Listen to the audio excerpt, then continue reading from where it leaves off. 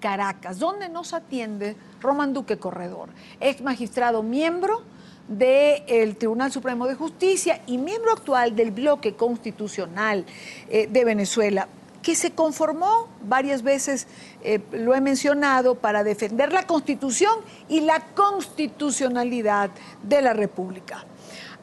Magistrado, buena tarde, gracias por acompañarnos. Muy buenas tardes, Yudania, y un saludo de Año Nuevo para ti, la emisora y los oyentes y televidentes de esa emisora importante. Gracias,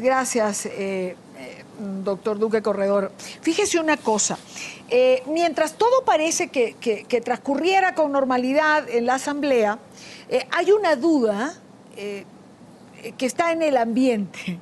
¿Qué va a pasar finalmente con esa mayoría calificada que tenía la Asamblea Nacional antes de que la sala electoral del Tribunal Supremo aceptara el recurso por los diputados del Amazonas? Ayer deciden desincorporarse para evitar males mayores. Pero, doctor Duque, ¿dónde va quedando la Constitución y la constitucionalidad? Es decir,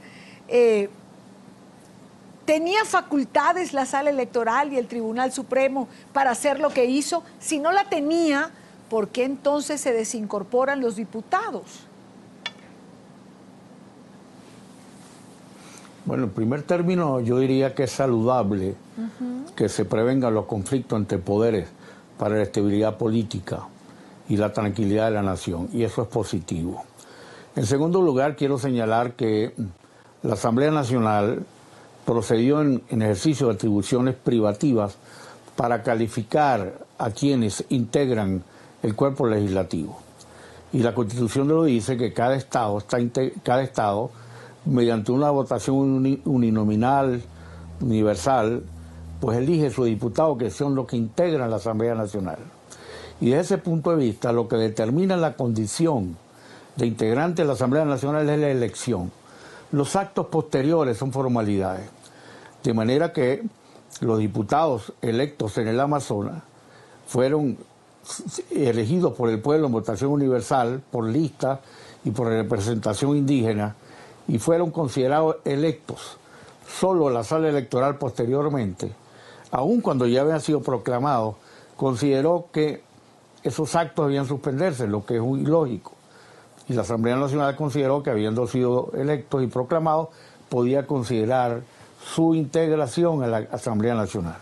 Eso creó un conflicto de poderes, y ciertamente que, de no haberse resuelto por una medida de carácter político, en donde los diputados que solicitaron individualmente, no fue la Asamblea Nacional la que de motu propio revocó su decisión, ellos decidieron voluntariamente desincorporarse para ir al juicio y quedar sujetos a una medida que dice que quedan suspendidos provisionalmente, pero no se les niega su condición de diputados electos. El tema ahora jurídicamente es cuáles son los integrantes de la Asamblea. Hay dos interpretaciones. Integrantes de la Asamblea son los que ya están integrados a la Asamblea, calificados así por la Asamblea, serían los 163. Otros consideran que no, que los diputados electos son los que durante el proceso electoral se eligieron como tales, que eran 167. Pero esto evidentemente no puede, esta discusión jurídica, no puede entrabar el funcionamiento del Poder Legislativo, puesto que funciona y puede funcionar normalmente con mayoría simple, con mayoría calificada de las 3/5 partes, y solo para algunos actos se requeriría la mayoría de 2/3 partes. De manera que la Asamblea Nacional, cuya legitimidad reconoce incluso el gobierno, puesto que el presidente va a presentar mañana su mensaje ante la Asamblea, puede perfectamente sancionar leyes, puede perfectamente practicar procedimientos de investigación, puede solicitar y convocar a interpelaciones, puede aprobar créditos adicionales, créditos públicos. Es decir, tiene una gama de posibilidades, de manera que ciertamente que no es lo ideal lo que ha sucedido y que no es lo ideal que se cree esta duda, pero por encima de lo que ciertamente el pueblo venezolano reclamó el 6 de diciembre, que es la estabilidad política, el cambio político, está bien en ese sentido este gesto patriótico de unos diputados que se incorporaron. Y es bueno decir que de acuerdo con la sentencia del 30 de diciembre, la sentencia 260 la sala electoral, esta decisión dice que solo queda suspendido provisionalmente los actos formales, más no con su condición de diputados electos por el Estado Amazonas. Ahora, doctor Duque, yo quisiera profundizar con usted un poco sobre esto y para nuestra teleaudiencia. Los diputados, según el artículo 200 de la Constitución de Venezuela, tienen inmunidad parlamentaria desde el momento en que son proclamados hasta el momento en que cesan sus funciones. Los diputados, incluyendo estos 4 diputados por el Estado Amazonas, fueron proclamados por el organismo electoral, por las juntas electorales, y se les entregó la credencial. ¿Cómo es que posterior a todo esto, la sala electoral acepta un recurso que además no fue introducido ante el organismo electoral, que era el primero que tenía que haberlo recibido? Porque entiendo, y usted me corregirá, que al alto tribunal se acude cuando los recursos ordinarios no resuelven el conflicto. Bueno, en primer término, ciertamente que una de las críticas que se le ha hecho a esta decisión de la sala electoral, la número 260, el 30 de diciembre del año pasado, es que ciertamente incurrió en una contradicción, como es la de suspender actos ya ejecutados, y que desde ese punto de vista la sentencia era inejecutable, razón por la cual la Asamblea Nacional podía decir que no podía cumplirse, lo cual eliminaba la calificación de desacato, porque para que haya un desacato es necesario que el incumplimiento sea injustificado. Y si por el contrario es fundado, alegándose entre otras cosas, que la sentencia estaba ordenando algo que no se podía cumplir, no puede hablarse de desacato. Por otro lado, el recurso plantea lo que llaman un fraude masivo. En base a una grabación anónima, no se sabe quién la obtuvo, sin que hubiera sido autorizada por ninguna autoridad judicial y sin que se sepa quién es el interlocutor con quien se habla, y sin que se señale a ninguna persona en particular que hubiera recibido dinero, ni que tampoco se señale cuál fue el ventajismo del voto asistido. De manera que ciertamente la sala electoral, aparte de la contradicción de suspender actos que ya se habían ejecutado, incurre en una contradicción mucho más grave, que es la violación de la Constitución, que dice que las comunicaciones privadas no pueden ser interceptadas sin la autorización judicial, en virtud de la garantía de la privacidad de la comunicación privada. Y además agrega que toda prueba obtenida en violación de la Constitución es una prueba ilícita y no puede ser tomada en cuenta. Por esa razón, la Sala Constitucional dictó una sentencia que ciertamente es una sentencia que puede ser cuestionada en todos sus aspectos, formales y materiales. Ahora, debía ir primero al Consejo Nacional Electoral, los recurrentes, que por cierto era una exministra que no fue elegida diputada.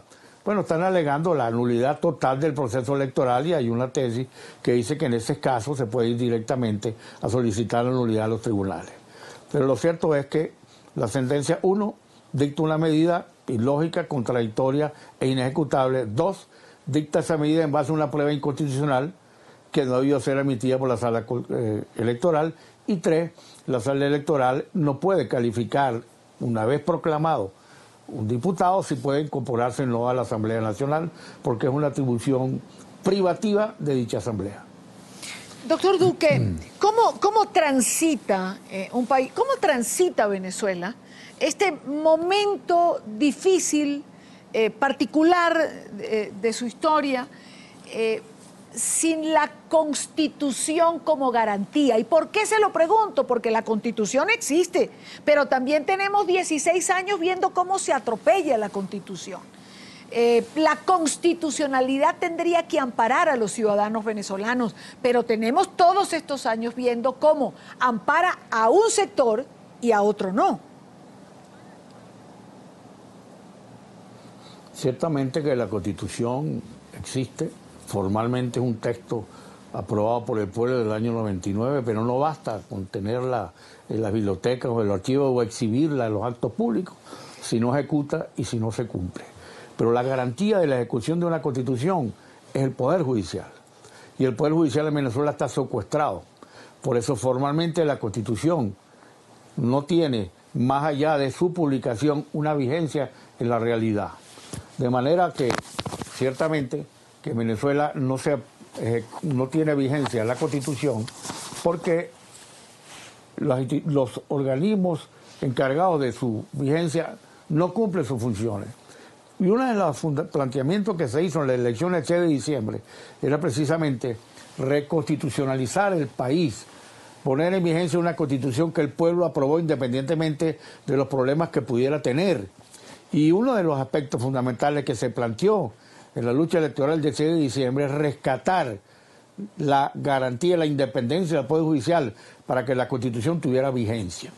Si algún efecto positivo tiene la elección del 6 de diciembre, es que el pueblo votó por un cambio para acá, que la Constitución sea en verdad el elemento fundamental de la vigencia de los derechos humanos y de la eficacia de la gobernabilidad en democracia.